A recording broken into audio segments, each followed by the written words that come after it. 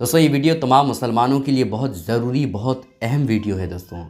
चूँकि हदीस पाक में आता है कि 4 ऐसे लोग हैं जिनकी बख्शिश रमज़ान के मुक़द्दस महीने में भी नहीं होगी। यह हदीस पाक में मौजूद है।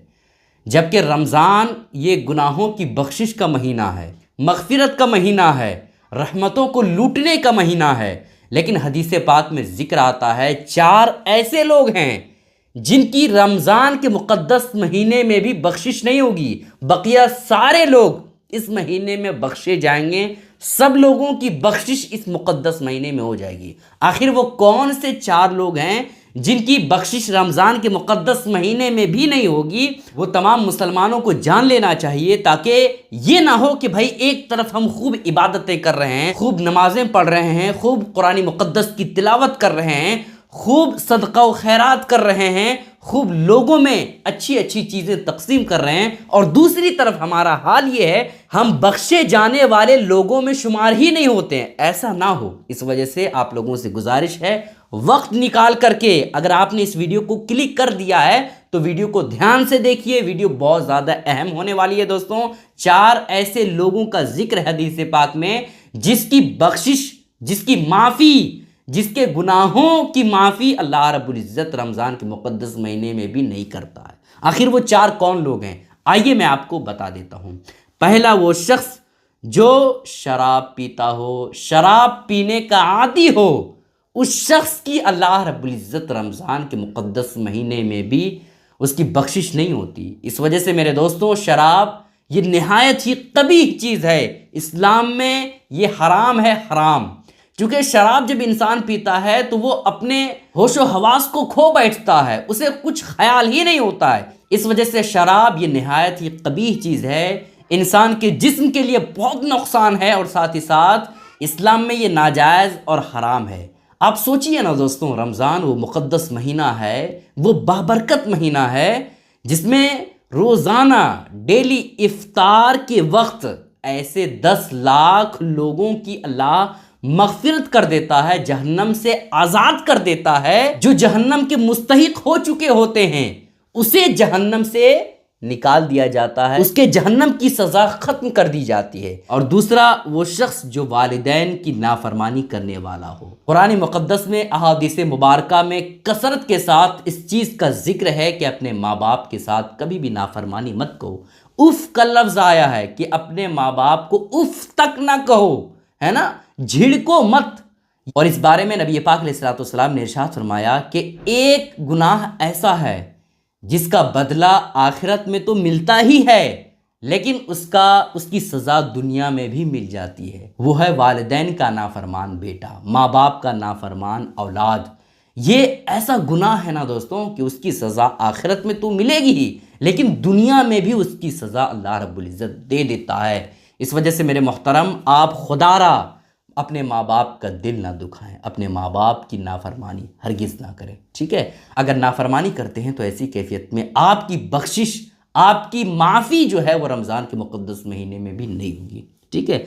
और तीसरा शख्स जो हुज़ूर अलैहिस्सलाम ने इरशाद फरमाया, वो शख्स जो क़त्ए रहमी करने वाला और नाता तोड़ने वाला हो, वो शख्स जो हमेशा रिश्तेदारों में लड़ाइयाँ करता हो, कभी अपने भाई से लड़ गया, कभी अपनी बहन से लड़ गया, है ना, कभी खाला से लड़ गया, कभी फूफी से लड़ गया, कभी किसी और रिश्ते से लड़ गया, और रिश्ते को ख़त्म करने का बिल्कुल उसके माइंड में चलता रहता है कि ये रिश्ता तो हम ख़त्म ही कर देंगे, इससे हम कोई मतलब नहीं रखेंगे, आज के बाद ना इनका घर जाना है, ना इनके घर का पानी पीना है। जो इस तरह का ख्याल रखता है, रिश्ता को तोड़ने वाला है, उसकी भी मग़फ़िरत रमज़ान के मुक़द्दस महीने में नहीं होगी।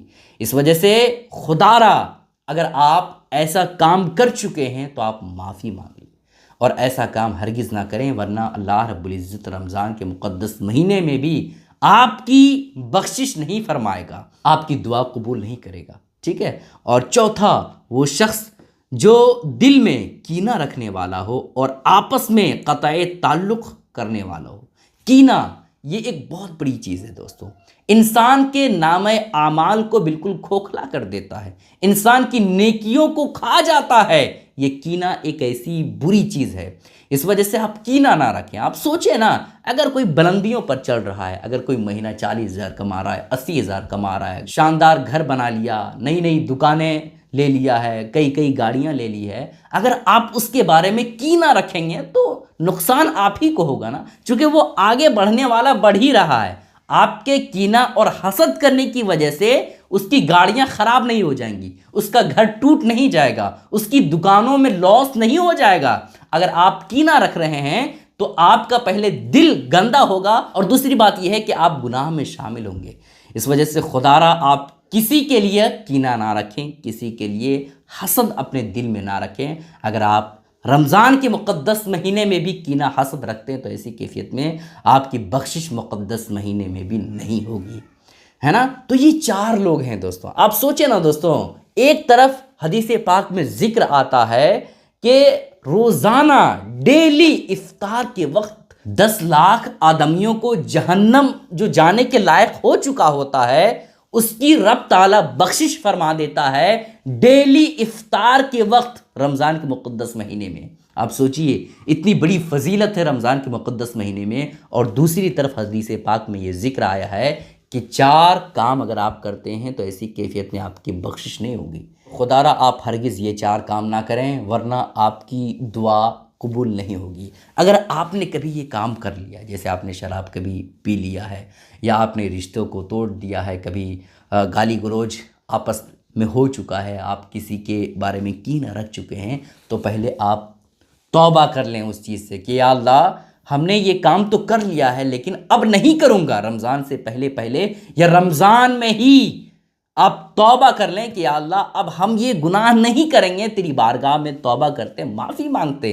अगर ये आप दुआ कर लेंगे, उसके बाद आपकी बख्शिश होगी रमज़ान के मुक़द्दस महीने में, और ऐसी कैफियत में आप रमज़ान का जो सवाब है, जो रहमतें हैं, वो लूट पाएंगे। वरना ऐसी कैफियत में आपकी बख्शिश नहीं होगी अगर आप माफ़ी रब की बारगाह में नहीं मांगे हैं तो, ठीक है। इस वजह से मेरी गुजारिश है कि जो लोग ये गलती कर चुके हैं, ये गुनाह कर चुके हैं, पहले रब की बारगाह में माफ़ी मांगें, तौबा ज़रूर कर लें, और इस बाबरकत महीने में खूब रहमतें लूटें, खूब सवाब लूटें।